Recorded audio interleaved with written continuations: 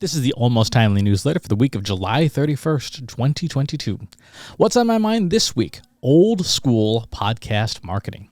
On Twitter this morning, my friend Jason Falls called out a list put together of podcasting personalities that had omitted me, which was very kind of him. And I got into a brief discussion about who's who in podcasting. Putting lists aside in general, one of the things that separates podcasters from the original wave, from the generations that have followed since, is some of the marketing practices of podcasts from the early days that have all but vanished. For context, I started my first podcast in 2005, the Financial Aid Podcast. It ran every weekday from 2005 to 2010, topped out at 940 episodes, and showed up in places like U.S. News and World Report, CNN, The Wall Street Journal, back when podcasting was new and cool. A long time ago. My second podcast, Marketing Over Coffee, which I co-host with John Wald, started in 2007 and is still going 733 episodes later. I believe it is the second oldest marketing podcast behind the Duct Tape Marketing Podcast. My third podcast, In-Ear Insights, started in 2018 with the founding of Trust Insights. It's the baby of the group. Along the way, I co-founded the PodCamp Unconference with Chris Brogan back in 2006. PodCamps do still occur, although I don't think I've been to one since 2012. So with that historical context, let's take a walk down memory lane and see what worked in the old days. And we're talking 2005 to 2010 here, the first age of podcasting, and see what still sticks. Okay, podcasting 101. Your podcast has to be worth consuming. Figure it out first.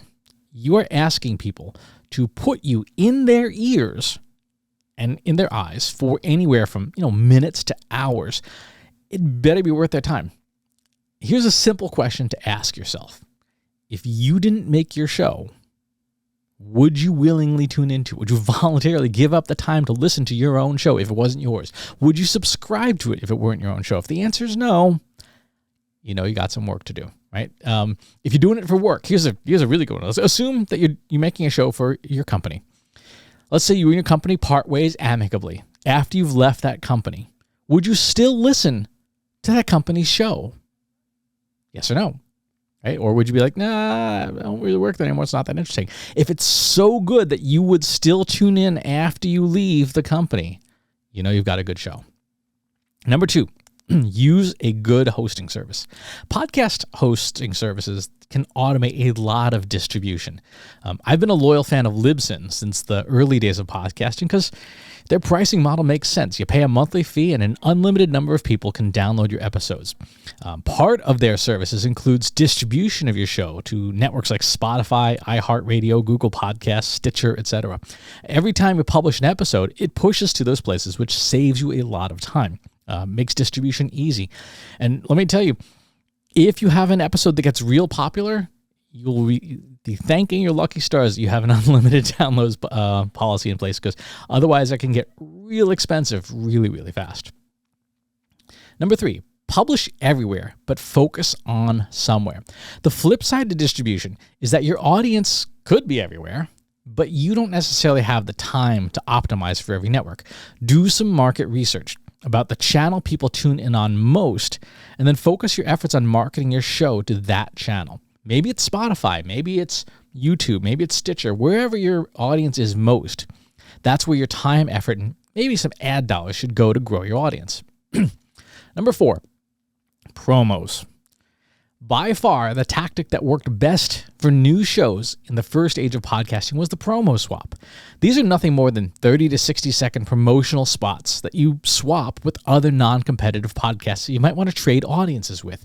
Think of these as like simple audio ads, like radio 30-second spots, but they're audio ads that you exchange with another show voluntarily rather than pay, right? Rather than pay an ad network, you just find somebody to trade with.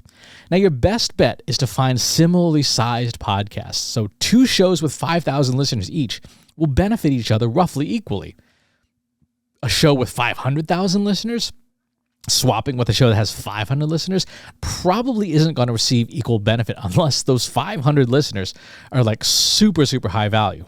By the way, this works for all channels, not just podcasting. So if you're thinking about swaps, think about swaps on your YouTube channel. Think about swaps in your newsletter, right? Who could you trade with? We trade a little bit of ad inventory to help grow each other's audiences. Number 5, guest hosting. This is popular, especially like during the holidays. Guest hosting is a way to attract a new audience, especially if you know your audience really well and you know who else they listen to. Find out through market research, surveys, asking folks, and then approach other podcasting personalities about guest hosting one of their shows where they play your role on your show and you play their role on their show, right? It's a great way to expose audiences to a new voice and a new perspective for your show by having somebody else run that episode. Another thing besides the holiday season that works really well is April Fools, right? April Fools is a great time to have that guest host. You'll play it straight. It's the exact same show. You're not changing the format, but just with somebody totally different than you behind the microphone. Number 6, I've lost track. Number 6, show notes. Show notes are everything. A podcast without show notes is just a waste of material. Well, it's not that it's waste. You're just leaving a lot on the table. Show notes, which are hosted on your own website, thank you very much, help listeners find and recommend episodes of your show to others. They also help search engines find you and index your show, especially if you're linking to your media from your show notes. It seems obvious, right? But back in the day, there were a number of shows that they never built a digital home for themselves. They instead relied on a podcast network, which was fine until the podcast network went belly up and the show and all of its contents went with it, right? You don't want to be in that situation. Build your digital home and make sure it's based around those show notes. Also, what happens when you put up a website and you include web analytics like Google Analytics?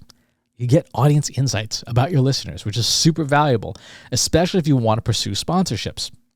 If you want to double down on accessibility, make sure your podcast has transcripts too. These help those with hearing disabilities as well as those folks who just plain prefer to read rather than listen or watch. I recommend Otter for this. Put a link in the newsletter. It's not perfect. It's AI transcription, but it's really good and it speeds up the process tremendously. Number 7, your newsletter is a podcast too. A great podcast has an accompanying newsletter that summarizes each episode or a series of episodes and helps remind audiences who might have forgotten to tune in that week that you're still making valuable content for them. Right? Critically, newsletters provide something that a lot of social networks don't, and I don't think any podcast hosts provide, and that is an easy way to distill down your audience's demographic data when you use a data appending service. So here's an example using my newsletter list. We can see here the different web technologies that people are using associated with their email address. We have the industries they work in, like professional services, media, education, hotels, and restaurants. We have roles. 13% of my list is in marketing, 8.2% is in other, 5.4% in leadership. We have seniority. 11.8% are managers, 10.4% are executives, 8.3% directors, right? This tells you in detail who's listening, who's in your audience, that helps you tailor your content.